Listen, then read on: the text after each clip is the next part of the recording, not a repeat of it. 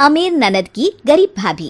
रीना एक मध्यम परिवार की लड़की थी, लेकिन उसकी भाभी शिवानी एक बड़े घर की बेटी। शिवानी की शादी अभिषेक से लव मैरिज थी। अरे भाभी, ये कितना अच्छा सूट पहना है आपने, काश ऐसा मैं भी पहन पाती। अरे क्यों नहीं रीना, वैसे भी तुम्हारा और मेरा नाम तो एक ही है, जब मन करे पहन लेना। भाभी, आपको आपके पापा ने कितने अच्छे कपड़े गहने दिए हैं। मैं उनकी इकलौती बेटी जो हूँ। बेटी तो मैं भी इकलौती हूँ, लेकिन क्या करे, पापा है नहीं, पता नहीं कैसे होगी मेरी शादी।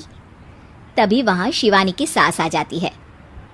अरे क्यों नहीं करेगा भाई तेरी शादी धूमधाम से, आखिर जिम्मेदारी है तो उसकी।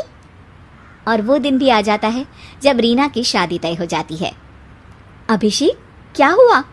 आप इतने परेशान तो कभी नहीं दिखे, कोई बात है तो बताइए मुझे। अरे शिवानी, वैसे तो शादी का सारा इंतजाम हो गया है, लेकिन गहनों का रेट तो आसमान छू रहा है।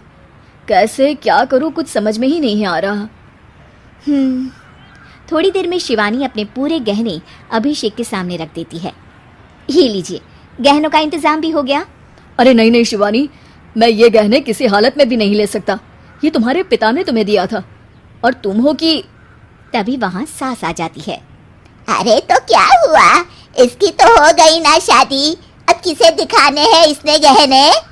सास गहनों का डिब्बा शिवानी के हाथ से लेकर वहां से चली जाती है। रीना की शादी धूमधाम से होती है और अब वो बड़े घर की बहू बन जाती है। वहीं रीना की शादी के बाद शिवानी और अभिषेक उसकी शादी के कर्जों से डूब जाते हैं।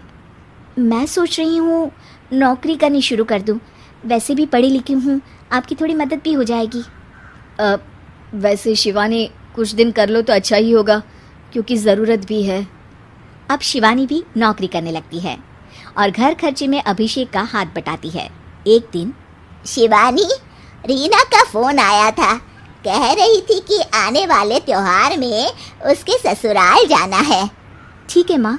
अरे ठीक तो है, लेकिन एक काम कर लेना, उसके सास ससुर से लेकर पूरे खानदान के कपड़े मिठाइयाँ सब ले आना, और हो सके तो रीना के लिए छोटे से कान में पहनने के बूंदे भी। और क्या है ना, शादी में उसे सारी बड़ी बड़ी कान की ज्वेलरी दी थी, घर में पहनने के लिए तो उसके पास कुछ भी नहीं है। शिवानी सोच में पड़ जाती है कि वो क्या करे, क्योंकि कर्जों और घर के खर्चों के बाद तो पैसे बचते ही नहीं थे। शिवानी फिर अपने पिता को फोन करती है और उनसे पैसे मांगती है। देखो शिवानी, मैंने तुम्हें शादी के वक्त ही मना किया था कि ऐसे घर में शादी करनी ही नहीं चाहिए। अरे अभिषेक को शर्म आनी चाहिए जो ससुराल से पैसे मंगवा रहा है। शिवानी को पिता की बात पर गुस्सा आ जाता है। आप मेरे पिताजी हैं और मैं परेशान थी, इसलिए आपसे मदद की उम्मीद की पापा। अभिषेक को तो पता भी नहीं है कि मैंने आपसे पैसे मांगे हैं।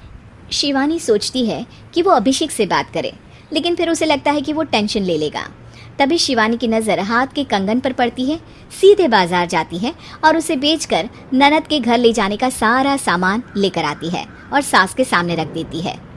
हाँ ठीक है, लेकिन फल थोड़े और अच्छी क्वालिटी के होने चाहिए थे।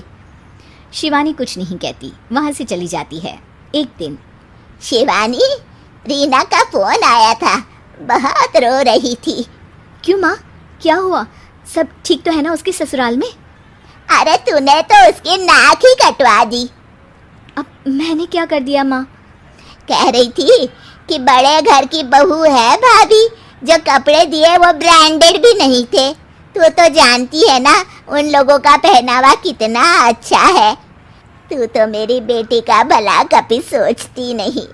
हाय भगवान, अरे बड़े घर की बहू है, इसी बात की जलन है ना तुझे, लेकिन याद रख मेरी बेटी का सोचने के लिए भगवान है, तुम लोग कभी उसका बुरा नहीं कर पाओगे। अब शिवानी के मन में सवाल था कि क्या ईश्वर सिर्फ रीना के साथ है, उसके साथ नहीं? लेकिन उसे सुकून था कि वो अभिषेक के साथ उसकी जिम्मेदारियों को निभाने में बराबरी की हकदार है। शिवानी वहाँ से चली जाती है। वो सास से कुछ नहीं कहती, क्योंकि अमीर घर की बहू बनकर रीना को भले ही सुकून ना हो, लेकिन गरीब घर की बहू बनकर शिवानी खुश है, क्योंकि खुशी पैसों से नहीं परिस्थितियों पर निर्भर करती है।